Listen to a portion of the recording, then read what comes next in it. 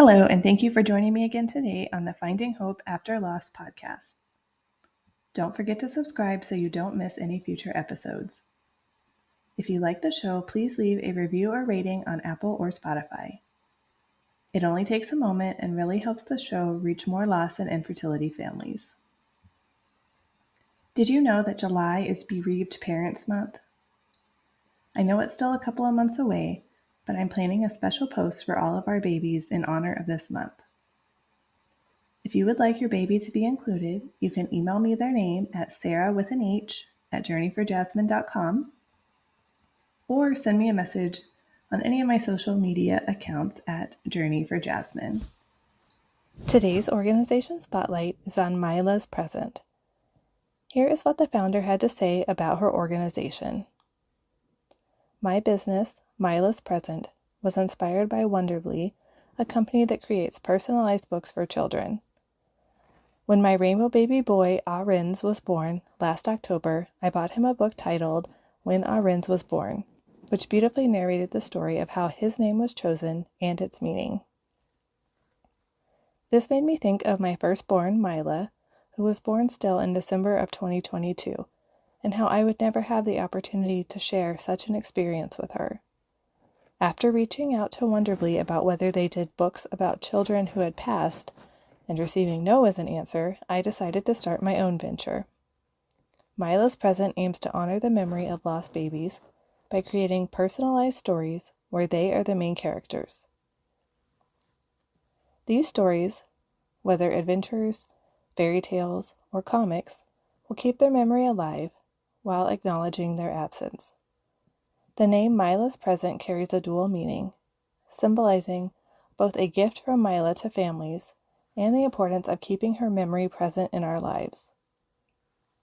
These books will be available in multiple languages starting with English and Portuguese. They can be passed down through generations, serving as conversation starters and keeping our babies' names alive within our families. Additionally, I offer birthday cards for free on an annual postal subscription. This is currently only available in the UK, but with the potential to expand internationally based on interest. Other cards for occasions like Christmas, Mother's Day, Father's Day, Ramadan, and Valentine's Day are also available. The artwork featured on the birthday cards is created collaboratively by my friends and family on Mila's birthday, December 29th. Mila's Present already has several titles aimed at mothers, fathers, siblings, and grandparents, with more in development to cater to various family dynamics. We embrace diversity and inclusivity, offering personalized stories that fit any family structure, including single parents, non-binary, and same-sex relationships. Most importantly, these books will acknowledge all lost parents, those who have experienced miscarriage, ectopic pregnancy, chemical pregnancy, termination for medical reasons, stillbirth, infant loss, and those trying to conceive. I'm really excited to share this with other parents. Writing is my biggest passion, and I would be delighted to share with others. Our first title is When I Was in Your Tummy. Please follow us on all social media as Mila's Present, particularly on Instagram and TikTok. Thank you so much for sharing about your amazing organization with us. Today I am talking with Barb. She lost her first pregnancy at 24 weeks due to him having a rare heart condition. This heart condition led to a life-saving surgery for other babies who also had this condition. Barb then lost her 13-year-old daughter due to an undiagnosed brain tumor. After her losses, she went through IVF and gave birth to her final child at age 57. Hello, everyone. Today I am here with Barb Higgins. Barb, can you tell us a little bit about yourself? I'd be happy to. So obviously my name is Barb. I am a mom of four beautiful souls, two of which live in heaven, two of which live here. I live in New Hampshire, have lived in this area of the country my whole life.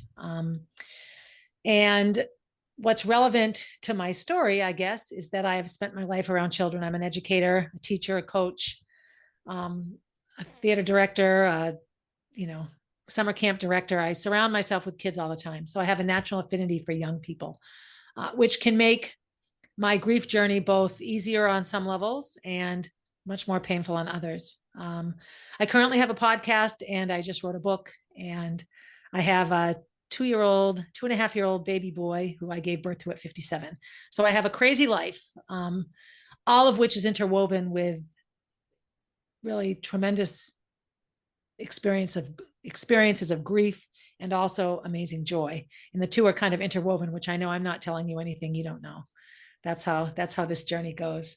So that's me, a crazy 60-year-old with a 22-year-old, a 2 year old, and two babies in heaven. It definitely sounds like you have a lot of different skills, though.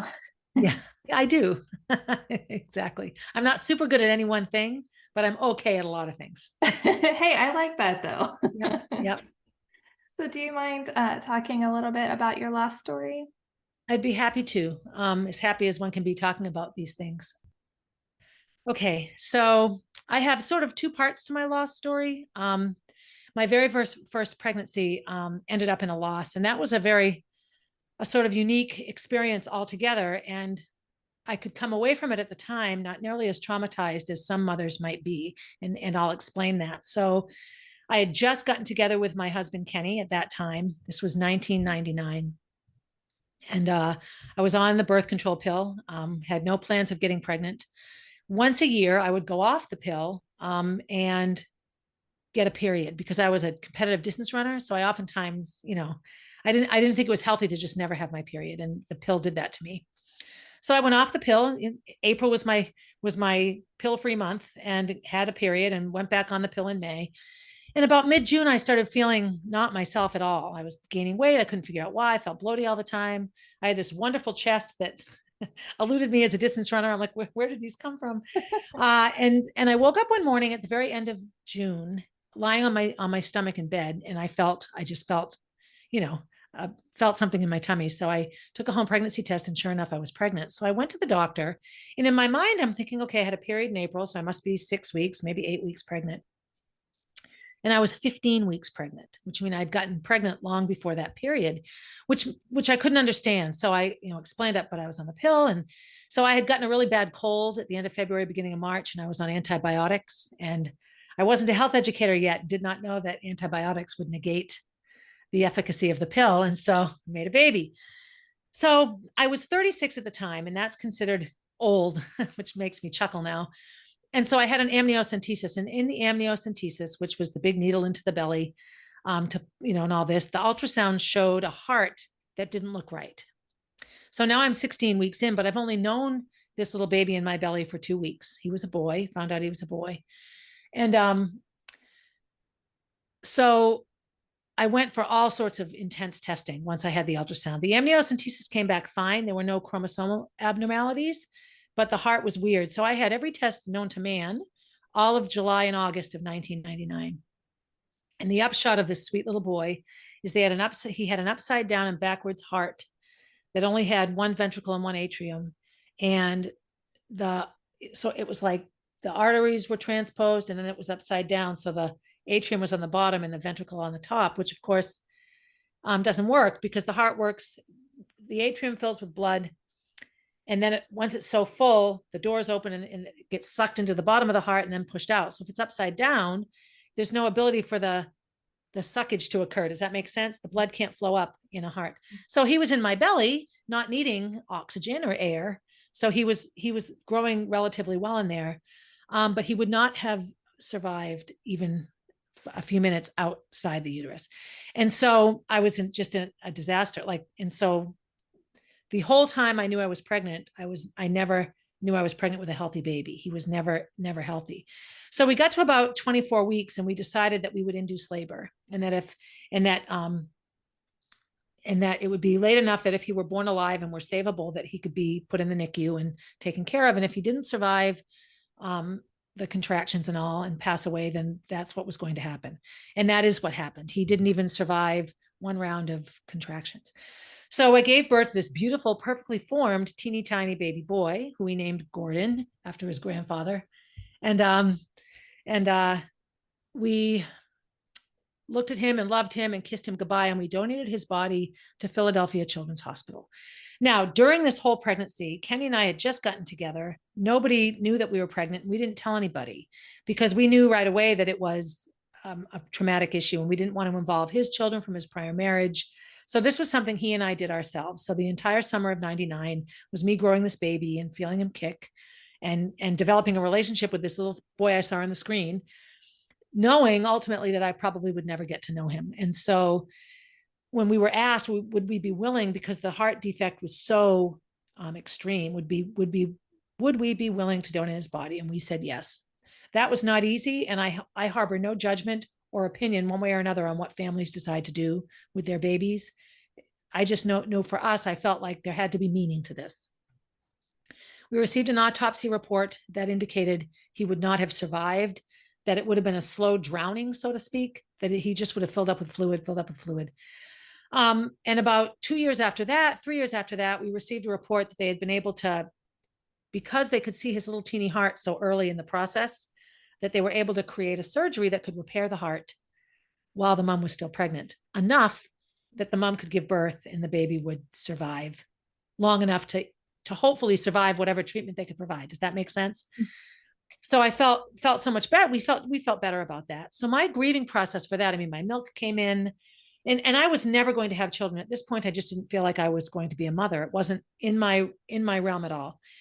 However, when you spend 25 weeks with a baby in your belly, even if you only know about that baby for 10 weeks, it changed. And so Kenny and I decided that we would get super healthy, and that yes, we did want to have children, and that was sort of what got us to have Gracie. The grieving process for baby Gordy was difficult, but it was almost like a dream I was watching because there had not been any planning in the pregnancy. 14 weeks of that pregnancy, I didn't know he was there. When I did know he was there, I already knew he was sick, perhaps irreparable. So I think in some ways that made it easier for me, and not that anything is easy about this process, but so when we would get the updates from Children's Hospital of Philadelphia, that made me feel a lot better, like we had done the right thing. And I mean, I prayed hard about it. I'm not overly religious, but I do believe that God or the universe or whatever can really guide us if we listen. And so I set about my life. So shortly after, well, 2 years after that, I had Gracie in 2001 and then Molly in 2003. And the logical place we go, and you may have done this as well after your first loss, is that, all right, I've suffered this. It won't happen to me again. I've paid my price. I've been picked. I'm good. And I remember thinking how lucky I was. Not that there's luck in any of this, but lucky that I didn't have the time to get to know this baby, that saying goodbye was much easier. So fast forward to 2016, and I won't go into all the details around losing Molly, but we settled a pretty substantial medical malpractice lawsuit. She had an undiagnosed brain tumor in her head. And for 6 weeks, we took her to the doctor. We were sent home. She's anorexic. She's stressed. Try meditation. Here's some antibiotics. Maybe you have a head cold. Really just blew her off. And she had a brain tumor in her head that ruptured and killed her in the ER, lying in the ER after 16 hours, just being refused treatment. So that was an unbelievably traumatic experience. And I remember thinking, how can this be happening to me? I've already gone, like, what am I doing wrong? The questions we mothers ask ourselves: what's wrong with me? What's wrong with my body? Am I a bad person? What did I do that this is my punishment? All of that just swirled around my head for a long time after Molly's death. And I have to be honest, I still have those questions. And I think as mothers, we feel this huge responsibility by nature to protect our babies. And so when we can't, whether it's not growing them well or not keeping them here once they're born, it's just natural for us to own it. At least that's how I feel.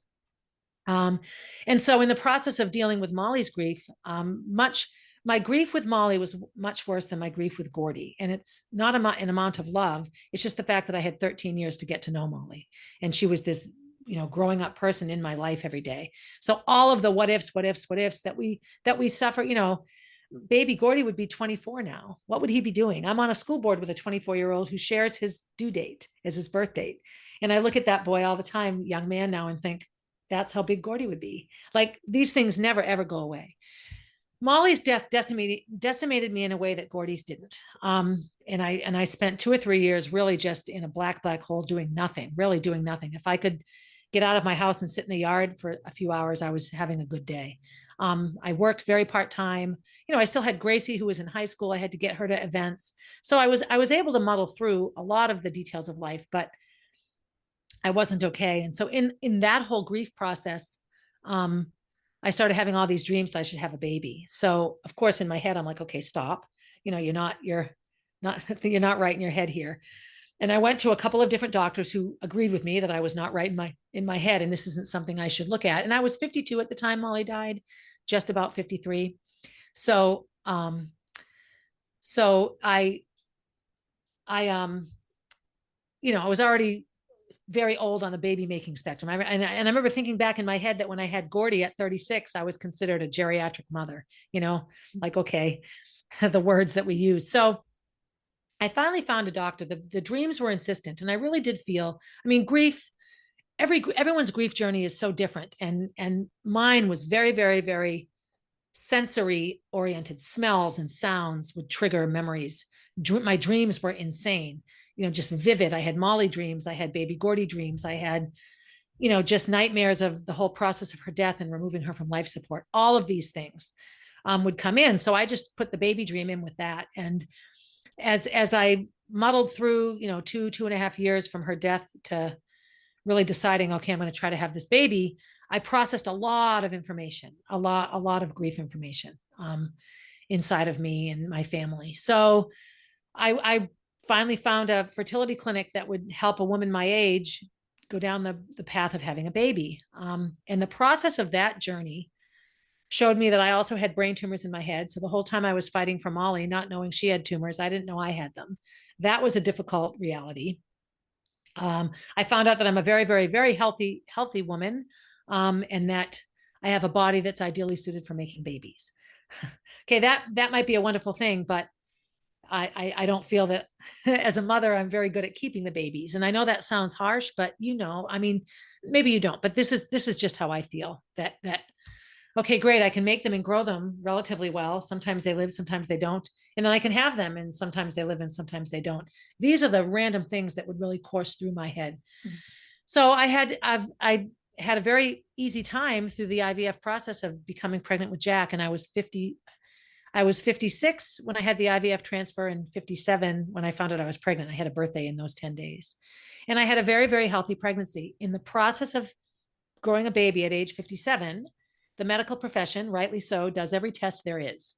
Everything was tested. And my local OB, who knew Molly, was involved in her delivery, was very, very insistent that I keep this pregnancy quiet. He was super supportive and happy, but he's like, there's going to be a lot of judgment here. If anything does go wrong, people will judge you.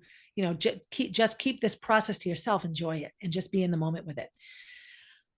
For me, feeling anything after both of my losses was the hardest part. Listening to music, working out too hard, feeling the warm sun on my face, anything that I felt with any level of emotion was incredibly difficult. I just wanted to be numb. One can't be numb when you're growing a baby. So I had to be very in the moment, right, all that time. So in the process of all the different tests, I had to have a lot of the same tests on Jack, my current baby, that I had on baby Gordy. One of which was a fetal echocardiogram. And that was the test in 1999 that solidified the fact that baby Gordy was not ever going to be okay outside of my tummy. Wicked stressful. So because I lived where I lived then, I had to go to the same hospital. I had to go to the same room, the same waiting room. And of course, it all came rushing back. The big windows, the mural on the wall, like all of it just came back. So during the process of the fetal echocardiogram, which involves ultrasound, I chatted away with the ultrasound tech, and she knew of Molly because Molly had been put on life support in that hospital. And so that made me happy that she knew of Molly. And I talked about baby Gordy all those years ago, and that I had this doctor with an Irish accent perform the testing on me. And we chatted about him. He had retired by then. So it was a very, very intense, Kenny sort of sat quiet. Both of us were just lost in this recreation of finding out our baby son, our first baby together, wouldn't live. So the cardiologist comes in, this kind woman, and she starts asking me all these questions about Gordy, baby Gordy. When did you lose him? What year was it? What time of year? What was his heart defect? Long story short, this cardiologist, who had recently moved to this area and was called in because they were short-staffed, performed the autopsy on my little baby that I donated to Children's Hospital of Philadelphia. And Wow. she had seen his little heart and was able to say how it was upwards of 11 babies that had been able to be saved long enough to get further treatment. She didn't have any data on how, if they lived for, but my reality was he would have been born and died. And so it was just the weirdest connection. Like, so she had seen both of my little baby boys, on the screen, and baby Gordy in real life. So that was an incredible sort of reaffirming connection for me. So I gave birth to Jack in March of 2021, and he's now 2.5. The connections with Jack and Molly. So a lot of people will say, "Oh, you did this to make up for losing a child." Oh, and I just have to say that none of those things are true. We don't have our second baby to make up for what we're not getting from our first baby. Like, Right. families that have, 10 healthy children, they don't have child number 2, 3, and 4 because the ones they already have aren't enough. The heart multiplies, it doesn't, you don't divide your heart up into how many babies you have. It multiplies every time you have one. And Jack has everything and nothing to do with Molly. I will say that he does make life easier day to day because he's just this little rambunctious bundle of pudge.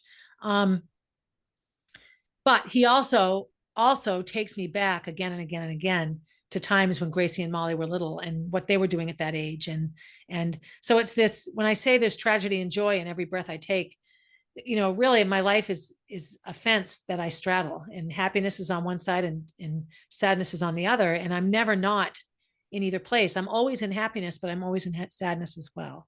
Mm.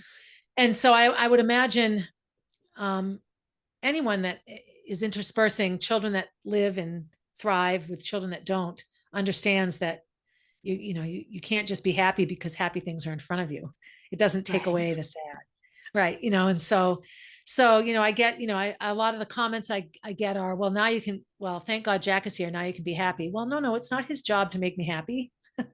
And if I have to have a baby to be happy, I need to rethink why would I have that puts a lot of responsibility on the shoulders of a baby. Right. Right. Yeah. And I can't answer why Jack is here, but I do know he's absolutely supposed to be here. If I wasn't having him, I never would have had all these tests. I never would have found out I had brain tumors in my head. He saved my life, which is pretty amazing. Couldn't save Molly's life, but again, it wasn't his job to save either of us. Right. So, I have this horrifying story, and quite honestly, child loss is unlike other. I have lost grandparents, I've lost parents, I've lost younger relatives, I've lost best friends, and all of those were horrifyingly tragic events that pale in comparison to both of my child losses. And that's hard to tell someone that hasn't lost a child, because we only know our worst tragedy, and that's as bad as we know. So if your worst tragedy is your great grandmother dying at 100, and it's tragic because you spent every day of your life with her, yes, that's tragic, but you're not mourning the same way you would mourn the loss of a 10-year-old or a 2-year-old or an unborn child or a child born sleeping. All Right. very different. So in a nutshell, that's my story. I started my reproductive career losing a baby that I didn't even know was in me for months, weeks and weeks and weeks. And then I had some happiness in there. And then I believe I've closed out my reproductive career with a pretty big miracle. But again, it's not his job to be a miracle. It's just his job to be Jack. I think that's amazing that, he was able to save other babies' lives just, Yes. for you. And I know that must have been a hard decision to make to donate his body, but I just think that's amazing that, what became Oh, of me that. too. Me too. Me too. And we thought long and hard about it. And so sometimes to a flaw, and one of the reasons I started my own podcast was I just wanted to retrace my steps to see if I could have prevented Molly's death initially, but also baby Gordy's. Like, what could I have done differently?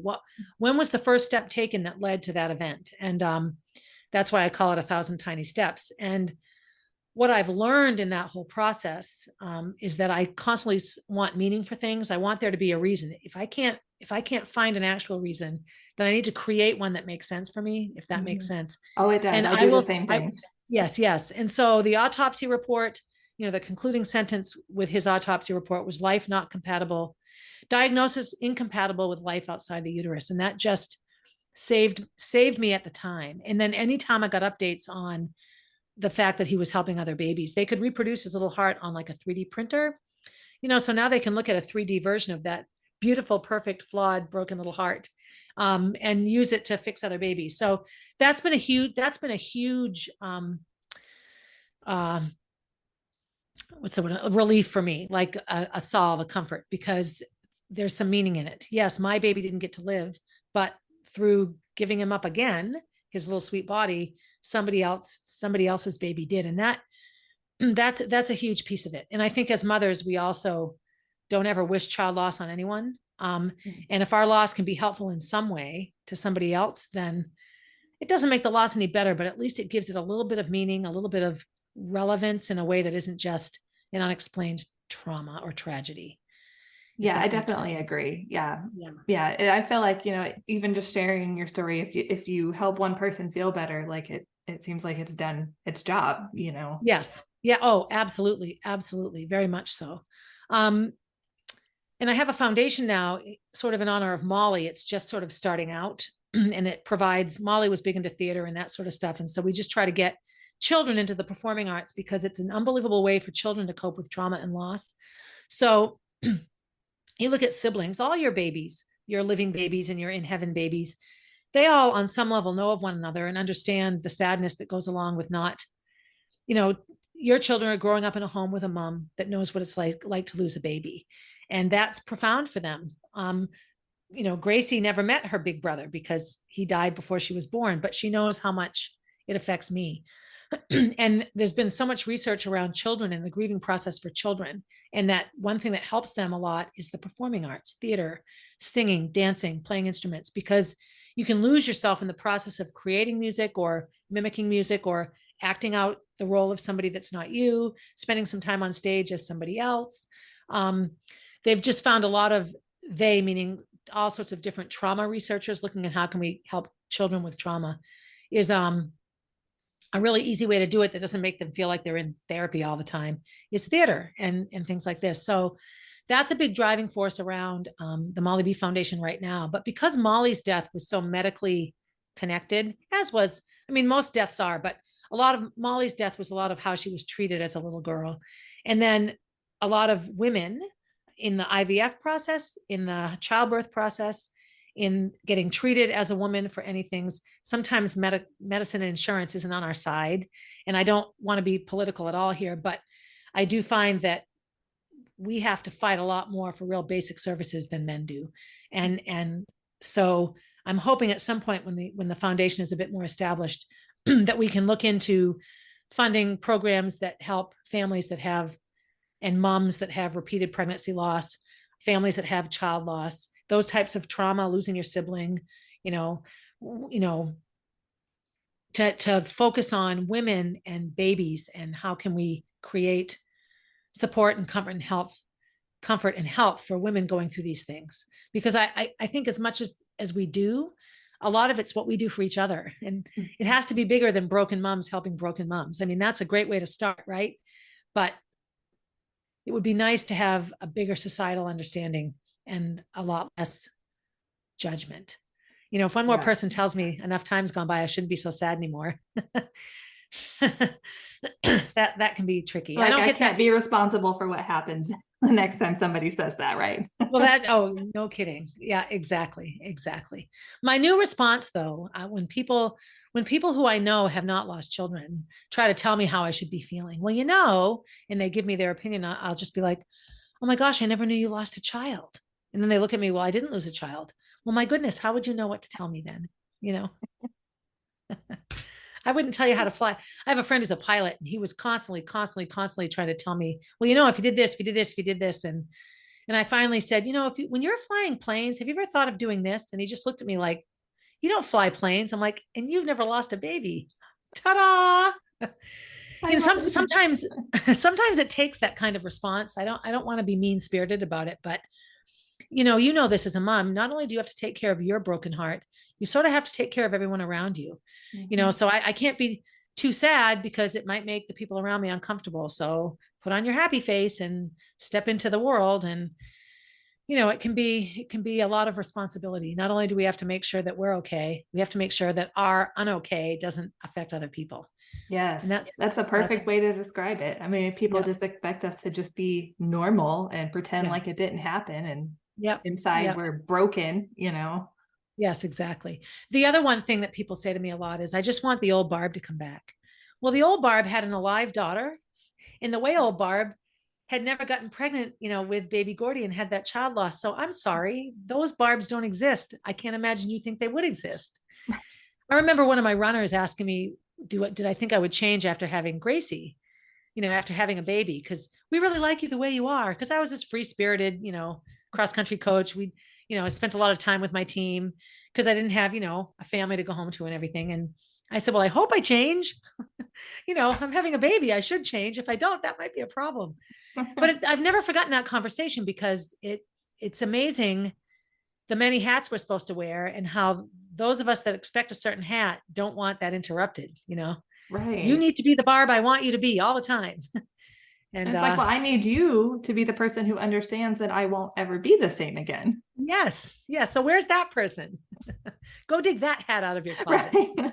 Yeah, I don't know why exactly. people can't like accept that and understand that, it's not just, I mean, we lose our baby, but we lose so much too. I Yes, mean, we yes, lose the whole lifetime. Like it's not yes. just this one single moment.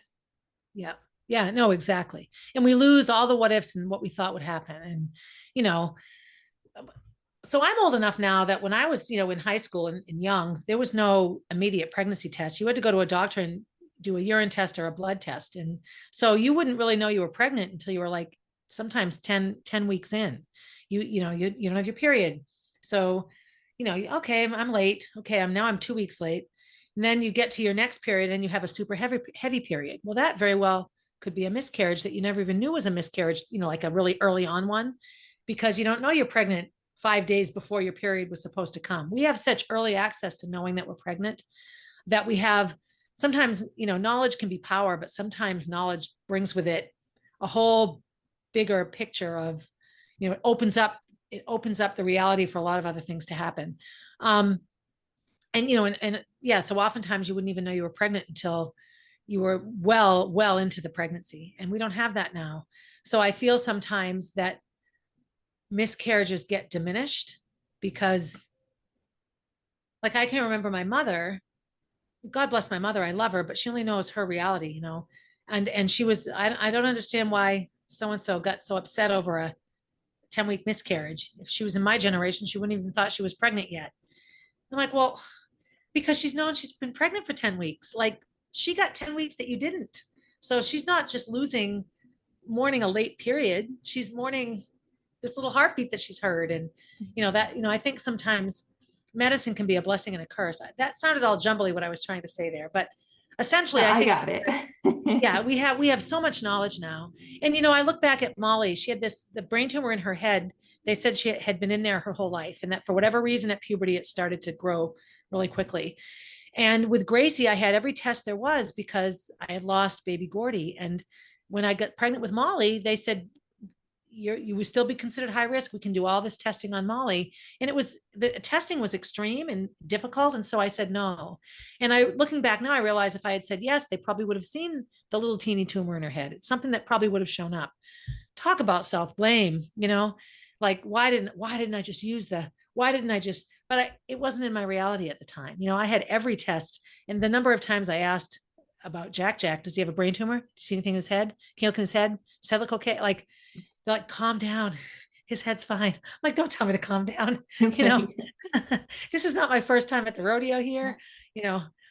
So those are things, medicine is sometimes super helpful, but oftentimes we have a lot of knowledge long before we're ready for it, and long before we start developing a relationship way earlier than moms even a generation ago started, because they didn't know they were pregnant for all those weeks.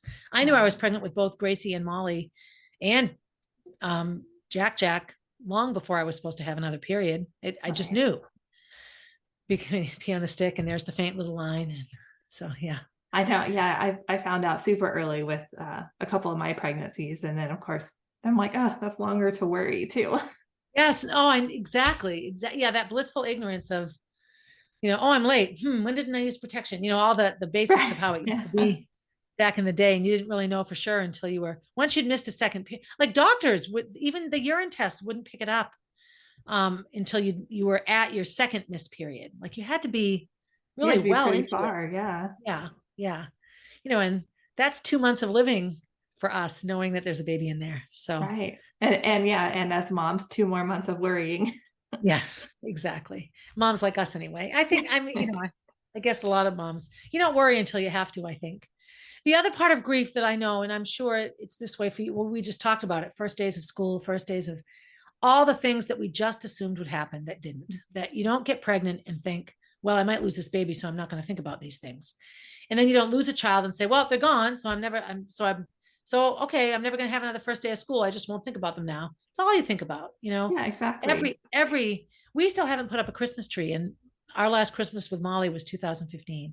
We go to Disney now. We just do something different. So Jack will have wonderful Christmases, but they won't involve, at least not yet. We're not there, the standard Christmas tree in the living room in the bay window. We're just not there. It's my life, my story. Jack will have wonderful Christmases. They will just be different. And I think, there's no right or wrong way to grieve. We all just have to do what works for our family. Yep. Yep. Yep. Exactly. Exactly. Were any of your lot, not that this is about you, but I'm curious in terms of you've had multiple losses as well. And this is a question I get asked a lot. And I don't feel that losing baby Gordy, I'm flinching about them. I don't feel that losing baby Gordy helped me with losing Molly. So when I get asked this question, I just look weird, but I will say my grief processes are different. And so were yours fairly consistent? Like, or did you get new surprises with each loss? Maybe that. I would say that, like you said, all of them were different.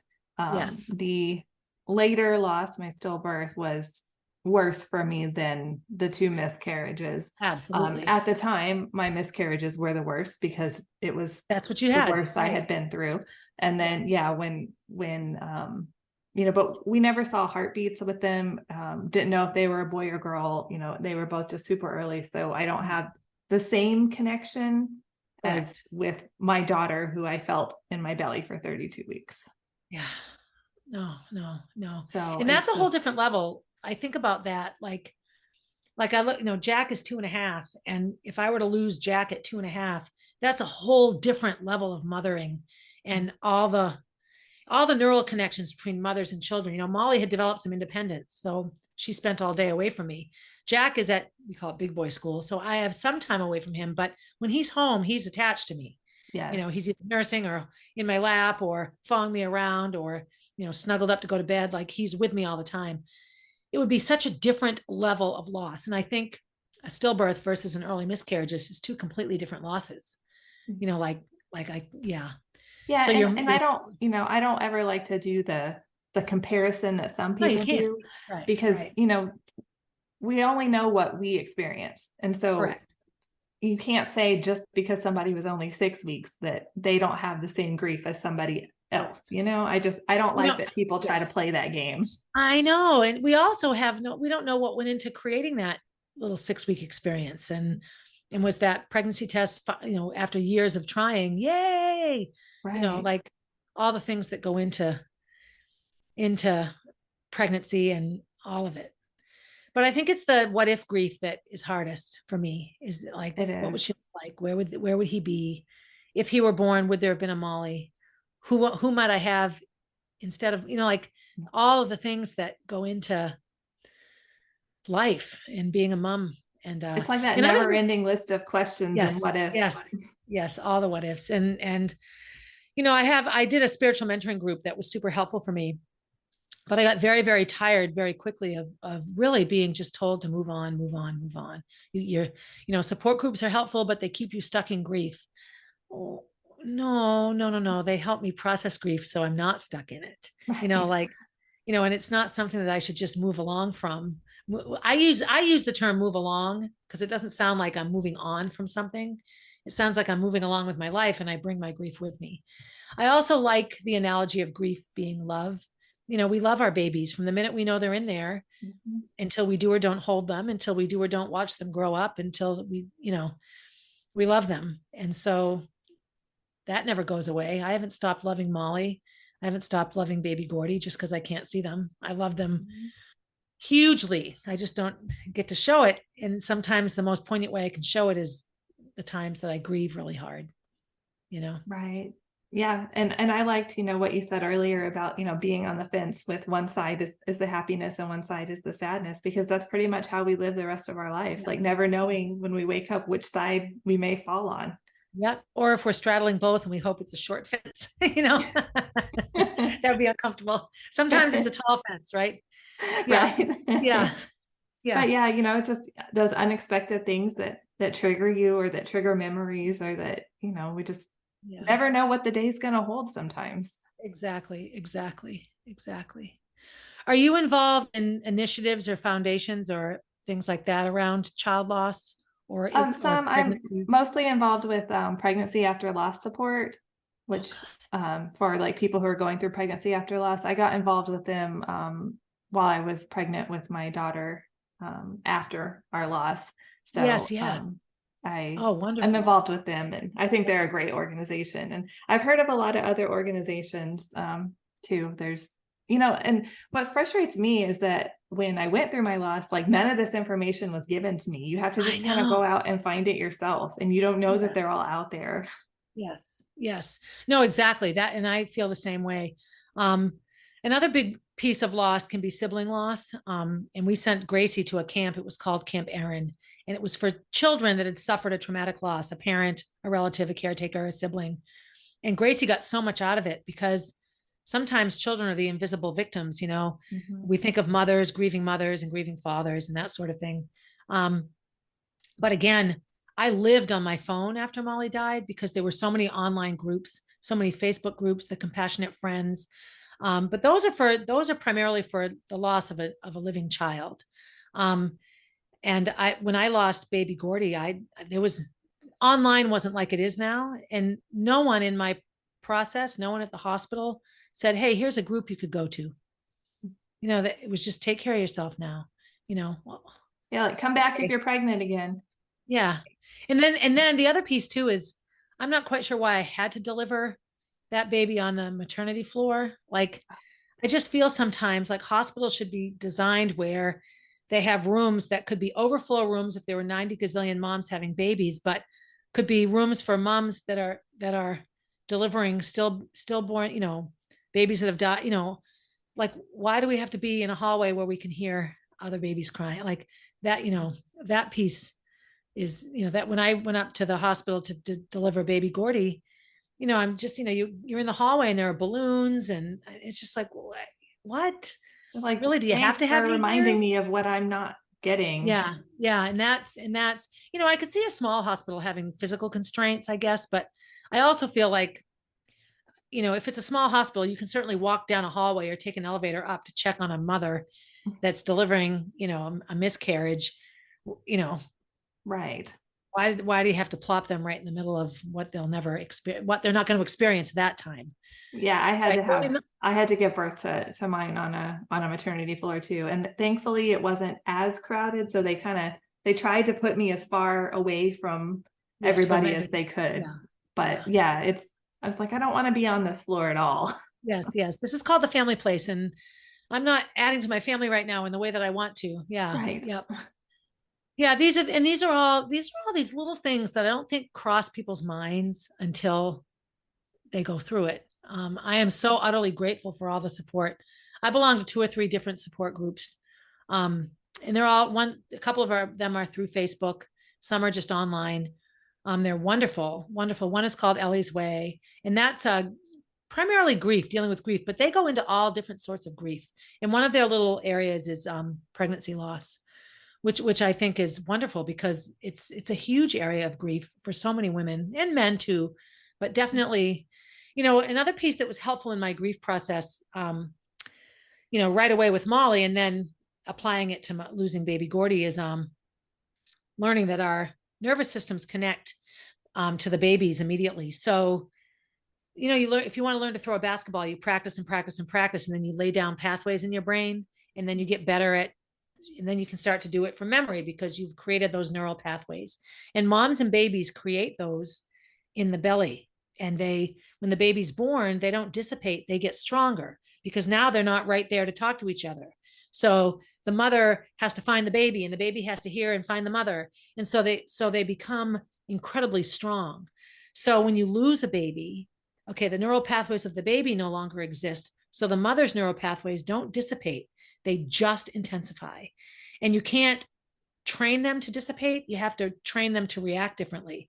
So you've had, and me too, anyone that's lost a pregnancy, before delivery date and all, never even got the chance to develop them separate from being inside the body. So you have all these neural pathways looking for this baby that is no longer in your belly. And the baby out of the belly isn't responding because there is no baby out of the belly. That's just the scientific piece of it.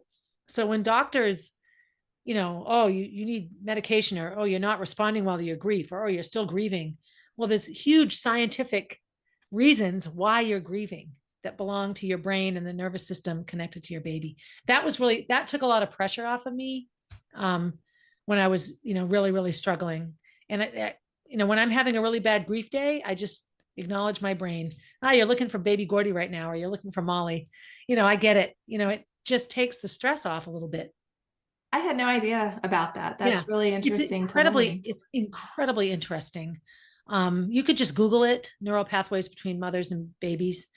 It makes sense though. Yeah. It would make sense. Well, it's survival. It's like, think of like if we were living in caveman times, and we're in the middle of the woods or in the middle of the desert and we have to, go collect water, or, we have to keep our babies alive. We're going to be utterly connected to those babies. In more ways than just emotional and spiritual and loving and all that. It's survival. Yeah. The human body is pretty amazing, I have to admit, but I had an amazing therapist. That's another thing, finding grief therapists that truly understand grief, not, oh, I can make a lot of money being a grief therapist because a lot of people need grief therapy. I'll read some books. And I had a woman, I don't know her losses, but I do know that I never once was made to feel that I wasn't managing my loss well. She really got it. And she's the one that said, look, I'm going to, she's the one that explained it all to me. And then I went home, of course, and Googled it and just read and read and read. And it was incredibly helpful. And it's very different. I had 13 years of all that goes into communicating with my children. Molly's at school all day. So sometimes I'd get a hunch, and sure enough, 10 minutes later, she'd call me and I don't feel good, come get me. Those little intuitions. There's a lot of research that says those aren't intuitions at all. That's actual physics, and energy and brain chemistry and all that. So it took a lot of pressure off me is my point here, I guess, is that I stopped being some emotionally incompetent, grieving mother and became a very, very healthy, brain-centric grieving mother whose brain was looking for that baby. Made me feel better. I love that though. That makes me feel better too. Like I'm definitely going to go research that because I think that's really interesting. Yeah. So I had little activities to do. Like she said, all right, so stop. Here's what I did. I would drive to my CrossFit gym to work out. And the first 3 roads were the same way as Molly's school. And so I would drive to Molly's school. I wasn't paying attention. So, that's those neural pathways. I'm thinking about Molly. I'm going to drive to where I think Molly is. And my brain wants to find Molly. Barbara, you got to find Molly.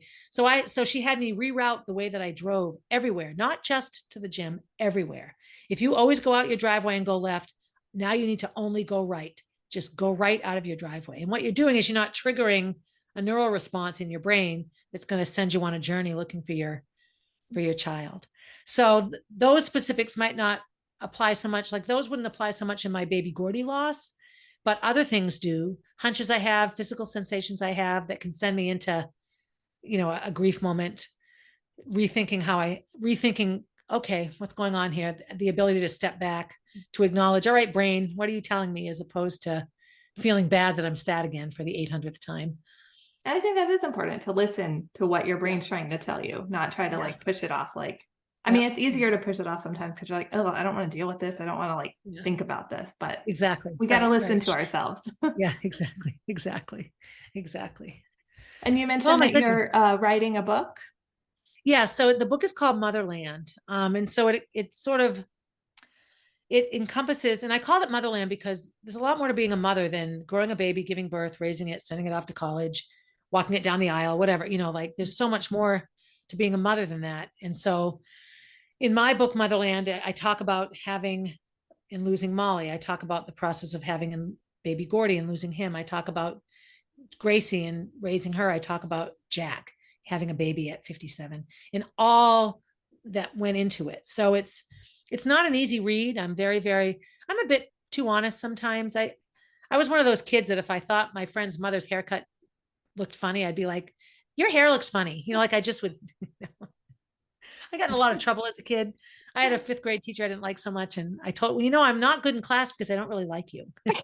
I had to stay after school for a long you're time. supposed to think those things, not say them, right? Yeah, actually, as an adult, a good friend of mine said, Higgins, there's this word, it's called thought. And that's when you have ideas in your head and they stay in there. They don't come out. You're like, well, I'm not good at that. Sorry. Yep. So the book is a hard read, because I allude to the fact that I had some pretty significant substance abuse after Molly died. My marriage was in shambles before Molly died. And I talk very openly about some of the decisions I made that caused me a lot of guilt after Molly's death.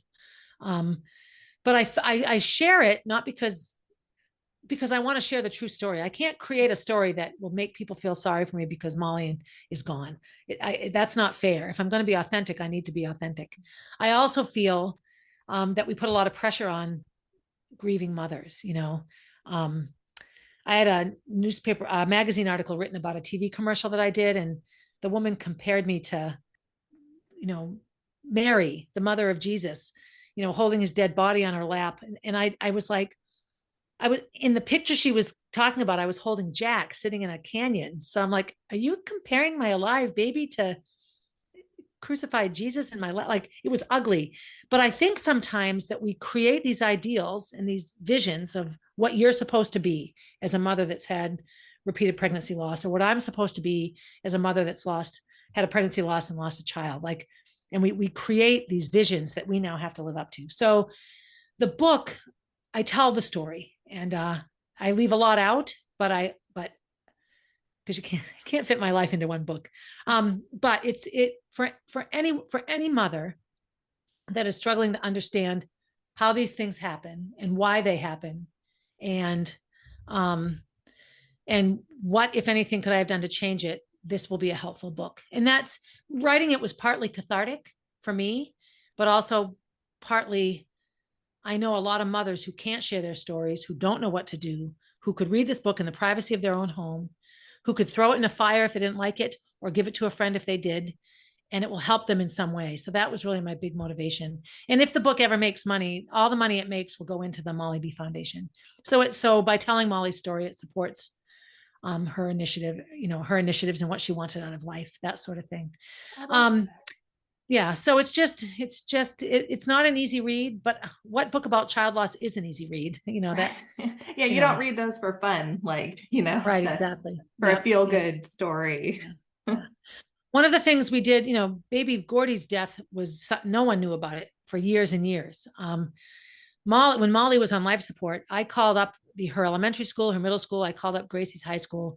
I put it out there on social media. Please come say goodbye if you want to say goodbye to her. Once we knew she wouldn't wake up, because she looked like Molly. She was pink cheeked and she was on tubes and things, but she looked like Molly. And we probably had close to 800 visitors over a 5-day period come and say goodbye, all her friends. And I thought back to, I lost my best friend when I was 10, and I found out she was dead because I read her obituary in the paper. Like, she had disappeared, and my mother would tell me nothing, and nobody would say anything. And so I didn't want that to be Molly's legacy. I didn't want Molly's friends to think, oh, Molly just disappeared. Where did she go? And that was, people questioned that. Why would you invite all those people into your last week with Molly? I'm like, because it made it an incredibly beautiful week. I learned about Molly. I learned things I never knew about her. All her friends got to say goodbye. Yeah, but the main reason was a selfish one on my part. I was very, very triggered by my friend Maura dying and me not knowing about it. And I didn't want any of Molly's friends to feel that way. So I feel like that's how we, you and me as grieving mothers, can create realities that change the reality for others. Like you helping, working in that group with supporting mothers who are pregnant after losing a pregnancy. That's hugely necessary. Wouldn't it be nice if one day, anytime a woman was pregnant, one of the first things offered was, look, if you've lost a pregnancy prior to this, there are supports, if your doctor didn't know. Like, that should be right there. It should. all right, yay, let's just focus on making this a great experience. And in the meantime, here's a group of women that know exactly how you feel. And so I'm going to connect you with them, as opposed to you having to, you know, find it. And so Right. And that's a free thing that they can offer. It doesn't cost them anything. Exactly. Yep, exactly. Another neat thing that I found in having Jack, I'm able to nurse Jack, which I thought was pretty amazing in my late 50s, but I didn't produce milk like I did when I was younger. And there are groups of women that overproduce milk, and they donate that. There's a like online groups, Human Milk for Human Babies. And so I met this wonderful woman, Jackie, and she had 300 bags of milk. She just made a ton of milk. And so Jack was able to have only breast milk. Now, I'm not against formula by any means. We have amazing formula now. It was important to me to try to feed him breast milk. He could swallow it easier and digest it easier. But there's a support group that I felt I found it myself. And along with the milk production, the milk supply, I found these amazing moms that were just committed to healthy babies and to healthy moms and to helping out mothers that needed help in a way that, we don't talk about breastfeeding until we have babies. Right. So, yeah. And even then, it's another one of those things you sometimes have to pretend that you're not doing it. Yeah. Like, don't do it in public. Yep. We were just at Disney. And so Jack still likes to nurse a bit. He's 2.5. So that's a long time, but I figured this is my last round of nursing. So I'll nurse. I mean, not a long, he won't be like 17 in nursing, but right. And so, but I was sitting on the bench and these women walked by and just looked at me with this nasty expression. And I'm like, oh my gosh. And Kenny said, well, maybe it's because you don't look young enough to be nursing a baby. I'm like, oh yeah, that could be true. Like, what would I think if I saw somebody that was clearly in her 50s or 60s? I might be like, what? So yeah, it's kind of gross, but it made me laugh. And I laugh at any time I can now. That's good though. I think it's important. Yeah, exactly. So if people wanted to find more information about you, where would they go for that? So my podcast is called 1,000 Tiny Steps. And so if you just Google 1,000 Tiny Steps podcast, should come up. And that's also the name of the website. I have a Molly B Foundation website as well, that hopefully will eventually be much bigger than it is now. And then social media wise, I'm public on Facebook, Barb Higgins. So if you just Google Barb Higgins, New Hampshire, my page should come up. And then my Instagram is Barb_444. So that's me on social media. And I love and will always answer questions. So if any of your listeners have questions about, my pregnancy loss experience or my child loss experience or having a baby experience, any of it, anything related to all of this, I never turn down a chance to offer whatever it is I have to somebody, which just seems to be what you do as well. This podcast is amazing. Thank you for doing it. Thank you. Well, I want to thank you so much for coming on today and sharing your story with us. Well, thank you for having me. And thank you too for sharing your story. I mean, it's easy, vulnerable to want to hide, and you're not. You're taking your tragedy and you're making it joyful by helping other people. And I guess that's what we all need to do, but it doesn't mean we all can. So, well, thank you. That means a lot to me. That's my goal. Yay. Thank you so much, Barb, for sharing your story with us. Personally, I've always been a believer that things that happen are not just coincidences. Like the call to have another baby, only to find out through that process that you also had a brain tumor. I know that many of us hate the term, everything happens for a reason. And you know what? I hate it too. I don't believe any reason's good enough for me to have lost Jasmine. But at the same time, I do believe that many things do actually happen for a reason, such as the example that Barb gave. And I wouldn't say that losing Jasmine had a good reason, but it did help me find my calling to help other lost families. I think it's more that I hate other people telling me things happen for a reason, if that even makes sense. When other people say it, it's like they're just trying to justify why it happened or just trying to be comforting, and I don't find it comforting at all. Like I mentioned, I know it's a phrase that gets under a lot of people's skin. So all that to say, I do think there are positive things that can come from our traumatic experiences. And it's not saying that the loss is a good thing, or that any reason could ever justify the grief and the pain that we've had to go through. But I do think that we can turn our bad experience into something else that can be positive. and I know we would all trade it in a heartbeat just to have our babies back. Hopefully this all makes sense and isn't just a ramble on my part. I would love to hear your thoughts on this. You can always email me at sarah@journeyforjasmine.com or message me on any of my social media at journeyforjasmine. Don't forget to subscribe so you don't miss any future episodes. If you like the show, please leave a review or rating on Apple or Spotify. It only takes a moment and really helps the show reach more loss and infertility families. Thank you so much for tuning in, and remember, we are all in this together.